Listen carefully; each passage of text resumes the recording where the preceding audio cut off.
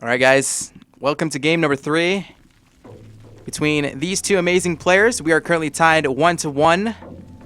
Introducing this guy in the upper right position, representing Complexity Gaming, we have our Teal Zerg player. Give it up for Complexity Hendralisk.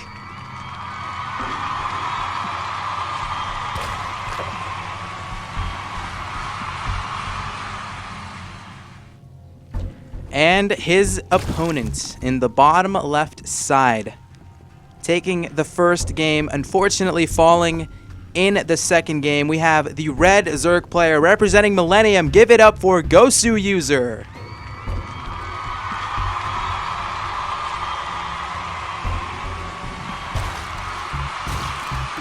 Definitely a lot of fans here for Goswser. Handsome dude, good player, living in France. What better life can you have, man? Just living the dream. Hendralisk had a few fans as well. I think they both have very, very similar fan bases. All right, game number 3. Neo Planet S is going to be the map here for both these guys. Of course, I want to talk a little bit about how the map is designed. Very easily accessible, natural. Third base becomes a little bit difficult for basically all the matchups, in my opinion. You have to worry about this little counterattack path, of course. Zerglings can just run up here and then kill the third base rather soon.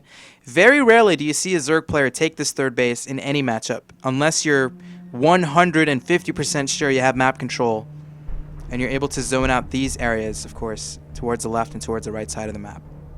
Same thing here for Goswser. Now, guys, take note, this choke here, you have a ramp leading to your natural, and then you also have this little choke area. Very much so in ZVZ, it is absolutely crucial you get evolution chambers in these locations and then hold position with maybe 1 or 2 queens to be able to deal with any sort of early Ling Baneling play. So that's just a little bit about how the map is designed. Ling Baneling play can be very, very good on this map if you're caught a little bit with your pants down and you don't have the adequate buildings, you know, the Sim City in the right position. So build orders so far from our sides. We're seeing Goswser, this guy right here. We're seeing the opening of spawning pool first, into hatchery, into gas. So I think that was a 14 pool, or maybe even a 15. Pretty sure it was a 14 pool from Goswser into a 15 hatch, into a 15 gas. So normal opening here from the Zerg player. Now this is going to allow him to get quicker speed, quicker Zerglings. Hendralisk actually is going to be doing a quicker build here. He went spawning pool, gas, into hatchery. So very similar build, just a quicker link production here from Hendralisk, which is not really going to be too game-changing at the early points in the game. What we have to look at once again in ZVZ is just the choices these players make. Are they going to make Zerglings? Are they going to make drones? Are they going to play Turtley, make some spines, get some defensive banelings to tech straight up to layer or something like that? We'll have to definitely look at these things.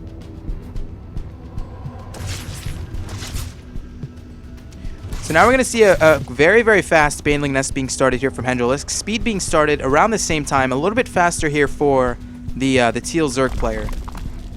And I want to see here, okay, that's actually quite interesting. Baneling nest gets canceled upon the scouting information he sees here. So he sees this many queens from Goswser, and Hendralisk, I'm a little bit surprised, or I'm just curious why he canceled that Baneling nest. I think he just wants to squeeze out a few more drones and maybe even delay it or just go into a Roach Warren. But he definitely has shown us that he likes to use Mutalisks in ZVZ, so this might be a very, very quick spire. We're going to have to look at the gas counts from Hendralisk. Alright, Goswser right now just droning. Same thing going on here from Hendralisk. 31 drones for the Millennium Zerg, 34 drones for Hendralisk.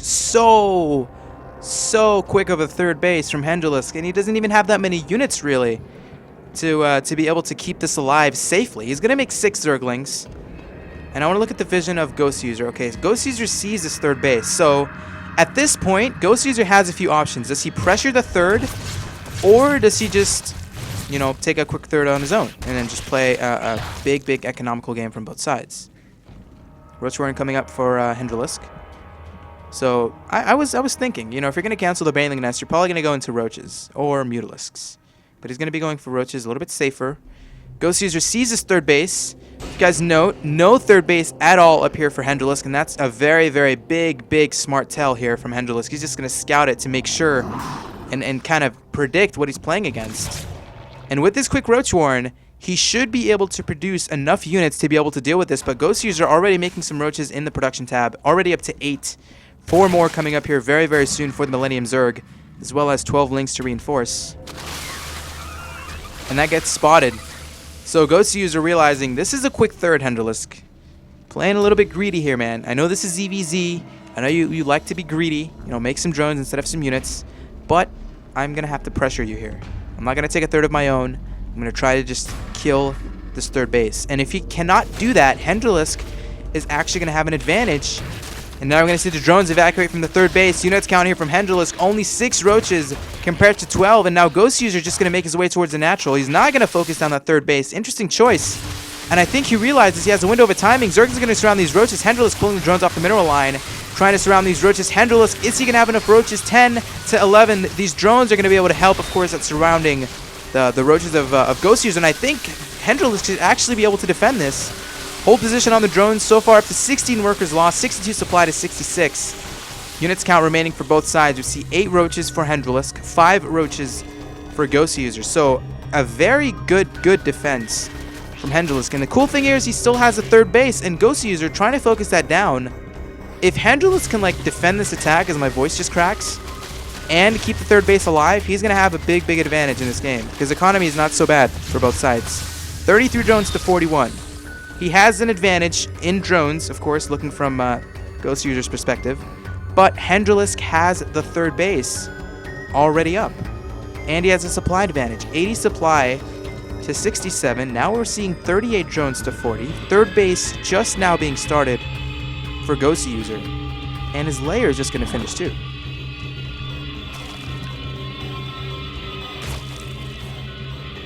So was that a good trade for Goswser? Did he actually do enough damage? He did kill 16 drones, but the big thing here is the third base is still up from Hendralisk. He can just make more drones because he has 3 hatcheries.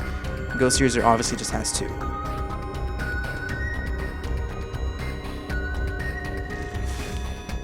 $90 supply for Hendralisk, 92 supply for Goswser. We're seeing both players get started on the upgrades. +2 being started right now from Hendralisk. +2 being started for Goswser. So both players very even in that regard. Glial reconstitution being started a lot sooner here for Hendralisk.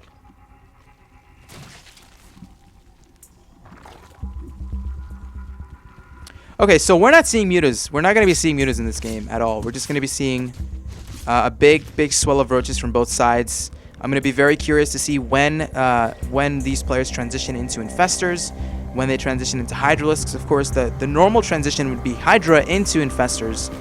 Some players like to just stick roach infestors. So those are definitely going to be a few things I want to look at in terms of the transitions here from both sides. Now, Hendralisk is committing quite a bit into these roaches. He's making 8 additional roaches, 133 supply to 121. Maybe once this +2 finishes, he's going to go ahead and try to hit a timing. As you see, the +2 a little bit delayed here for Goswser. And now Goswser is going to make some roaches as well. So 10 roaches, comparing both sides. 35 roaches to 26. All right, so this is just going to be a timing from Hendralisk with this many roaches and the upgrades. He's even getting burrow. Here comes the attack from Hendralisk. Going to try to surround. Goswser is going to have more units coming in from the left side as well. So Hendralisk trying to set up some sort of a flank. But Goswser is going to be on top of it. +2, so close to finishing here from Hendralisk. But he might just have too many units. 151 supply to 132. Amazing setup here by by Hendralisk. Roaches from the right, roaches from the left. +2 is going to finish. He's going to make this attack swing so much more in the favor of Hendralisk. Goswser falling down in supply rapidly. 113 to 127. +2. Finish already. Oh my god. Like, just finish. +2 is not finished yet, but I don't even think it's going to matter. I think now it's just a matter of more roaches from Hendralisk. 26 roaches to 6, 97 supply to 129. Finally, +2 is finished. He's even getting burrow, and I feel like Hendralisk might have actually just come back in this best of 3, down 0-1, taking the second game. Looks like he's going to be taking the third game. Rally units, or the rally point here from Goswser are a little bit mistaken here for the Zerg player.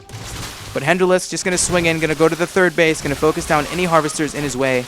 Roaches continuing to reinforce here from the left side, but Goswser just does not have enough. Desperately trying to make 9 roaches as well as 8 zerglings. Hendralisk with a big supply advantage. 55 drones to 46. Seeing more roaches coming out at the third base, but we're also seeing some more roaches. This is just like a 2-pronged attack here from Goswser, from Hendralisk, and there's a GG.